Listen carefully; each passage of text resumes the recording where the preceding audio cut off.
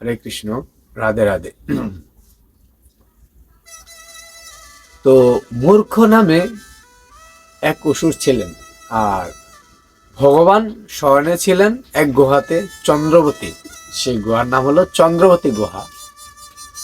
তো মূর্খ অসুরকে মানে খুবই মানে অসহায় মানুষকে কিংবা বৈষ্ণব সাধুদেরকে অনেক টর্চার অত্যাচার করতেন। দেবগণের ইন্দ্রপুরীতেও আক্রমণ করেছিলেন এই মূর্খ অসুর। তো সব অসুররা যখন মূর্খ অসুর সাথে পারে না, মানে শক্তিতে মিলিয়ে পারে না, দুর্বল হয়ে গেছেন, যুদ্ধ করতে করতে অনেক ক্লান্ত হয়ে গেছেন ওনারা, মূর্খ অসুরের সাথে পারে না। কারণ তার এত শক্তি ছিল, ব্রহ্মার বর ছিল, মহেশ্বর বর ছিল, ঠিক আছে। তো উনি এই মূর্খ অসুর অনেক শক্তিশালী ছিল, তার সৈন্য পণ্য পাঙ্গাঙ্গ নিয়ে ইন্দ্রপুরীতেও আক্রমণ করেছিলেন। তখন ইন্দ্রদেব এবং বিভিন্ন দেবগণ চলে যান মহেশ্বরের কাছে, মানে ভগবান ভোলেনাথ এবং কি মহাদেব যাকে বলি আমরা, ওনার কাছে চলে গেছেন। গিয়ে বলল, হে প্রভু, হে মহেশ্বর, কৃপা নিধান, তুমি আমাদেরকে কৃপা করো। মূর্খ অসুর তো আমাদেরকে অনেক কষ্ট এবং কি দুঃখ লাঞ্ছনা ও যুদ্ধের ভিতরে আক্রমণ অনেক হত্যা করতেছে, মানে বিচ্ছিন্ন করে দিতেছে যত কিছু আছে, মনে করেন মানে অসুর এরকম ভাবে আক্রমণ করতেছে, মানে স্বর্গের যা কিছু আছে তছনছ করে দিতেছেন। তো ওনারা গেলেন মহাদেবের কাছে। তো মহাদেবের কাছে যাওয়ার পরে মহাদেব স্বয়ং বললেন, তোমরা স্বয়ং পরমেশ্বর ভগবান বিষ্ণুর কাছে যাও। তাহিমাম কমে প্রভুর কাছে এলো। প্রভু স্বয়নে ছিলেন চন্দ্রাবতী এক গুহাতে। তখন প্রভু এই মূর্খ অসুরের সাথে যুদ্ধ করেন। যুদ্ধ করার ফলেও অসুরের সাথে ভগবান পারেন না, ক্লান্ত হয়ে গেছেন, উনি ক্লান্ত হয়ে গেছেন। তো আবার প্রভু ওই যে চন্দ্রাবতী যেই গুহাতে মানে বসে একটু রেস্ট নিলেন আর কি। মানে আমরা যেমন একটা কাজ করতে গেলে আমরা তো ক্লান্ত হয়ে যাই, তাই না? আর এটা তো যুদ্ধ, বুঝছেন তো ভগবান কত কষ্ট, কত দুঃখ আমাদের মানব কল্যাণের জন্য, মানব জীবের জন্য করছেন। কিন্তু আজ আমরা প্রভুর সেই দুঃখগুলো আমরা বুঝি না, আমরা প্রভুর দুঃখগুলো বুঝি না রে। হে মাতা, হে পিতাগণ, এই বোন হো ভাইয়েরা, সবাইকে বলছি, যথা সময়ে কর ধর্ম, পাবে দড়ি পার, বৃদ্ধকালে করিলে কর্ম, যাবে কোন দুয়ার। অতএব সময়কালে কিংবা বাল্য অবস্থায়, যৌবন অবস্থায়, যুবক সময়ে থাকাকালীন তোমরা ভজন সাধি করো, একাদশী ভগবান শ্রীকৃষ্ণের ভজনার্থী করো, শ্রবণ করো, ধর্ম পাঠ যে জায়গায় হয়, ভালো পাঠক যে জায়গায় আসে ও জায়গায় যান। মা বাবারা সবাইকে বলছি, ভাইয়েরা বোনেরা সবাইকে বলছি, সনাতন ধর্ম এই যে একটা ধর্ম, যে শান্তির ধর্ম, সূক্ষ্ম ধর্ম, আমাদের এই সনাতন ধর্মের জন্ম হয়ে আমাদের জন্ম সার্থক লাভ হয়েছে। যাক, তারপরে আসি কথায়।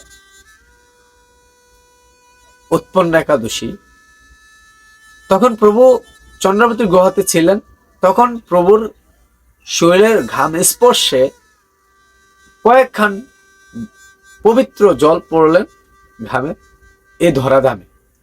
তখন এই মায়া এই ধরাধামে উৎপন্ন হলেন এক দেবী। ওই মায়াপূর্ব দেবী মূর্খ অসুরের সাথে যুদ্ধ করে পরাজিত করলেন। তখন অর্জুন, পঞ্চপাণ্ডব যারা ছিলেন, তখন ভগবান শ্রীকৃষ্ণ এই উৎপন্ন একাদশী মায়া এই জগতে ধরাধামে কিংবা অর্জুনকে বললেন তাদেরকে বললেন, পঞ্চ পাণ্ডবকে। তো তারা এই ব্রত করলেন। এই ব্রততে কি কি পূর্ণ হয় জানেন? যদি জানেন তাহলে আপনারা নিজেরাই করতে রাজি হবেন। সবাই একাদশী থাকবেন, প্রত্যেকটা একাদশী থাকবেন, প্রত্যেকটা একাদশীতেই পূর্ণ। মালা জপবেন, ভগবানকে শুধু শ্রবণ করবেন। পৃথিবীতে আসলে কিছু নাই, নাই পৃথিবীতে কিছু, শুধু প্রভুর চরণ ছাড়া যে, আর রাধারানীর চরণ ছাড়া যে পৃথিবীতে কিছু নাই। আমার গৌর পেতে হলে আমার নিতাই চাঁদকে ভজন করতে হবে, নিতাই পথে চলতে হবে, তাহলে প্রভু গৌরাঙ্গের ছত্রছায়া সব আসতে পারে, ভগবান শ্রীকৃষ্ণের চরণ লাভ করতে পারে। এই জন্যই উৎপন্ন একাদশী হয়েছিলেন। আর আমরা এই ব্রত সবাই রাখার চেষ্টা করব এবং কি রাখবো। তো এ হলো উৎপন্ন একাদশীর মাহাত্ম্য। আরেকটা হলো উৎপন্ন একাদশী হলে আপনার পর যারা মৃত্যুবরণ করেছেন, পরম্পরা আপনার তারা স্বর্গে গমন করার জন্য লাভ করতে পারবেন।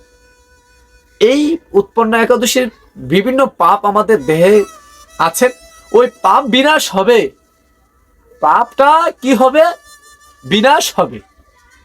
অতএব আমরা যদি প্রত্যেকটা সনাতনী ভাই এবং বোনেরা, সব মা বাবারা, যদি আমরা এই ধর্ম পর্যায়ে চলি, প্রভুর আদেশে চলি, গুরুদেবের যার যার গুরুদেবের আদেশে চলি, আশা করি অবশ্যই এই ধরাধাম পেরিয়ে আমরা পরধামে যেতে পারবো। পরধামে কি করব? যেতে পারবো। অতএব আমি আবার পরের পাঠে আসছি, আপনারা আমার জন্য আশীর্বাদ রাখবেন। আমি যেন সনাতন ধর্মটাকে যেন প্রচার করতে পারি, শ্রীকৃষ্ণের নাম যেন প্রচার করতে পারি, গৌরাঙ্গের প্রভুর নাম যেন, গৌরাঙ্গের হরি প্রভুর নাম যেন প্রচার করতে পারি, নিতাই চাঁদের যেন নাম প্রচার করতে পারি। আমার গুরুদেবের আদেশ যেন আমি সদাই মেনে চলি, সবার সাথে ভালোবাসা স্নেহ যেন আমার থাকে, এই আশীর্বাদ করবেন। পরের পাঠে আবার আসছি, আপনারা আমার আইডিতে থাকবেন। আশা করি আমি সব পাঠ আপনাদেরকে দিব। হরে কৃষ্ণ, রাধে রাধে।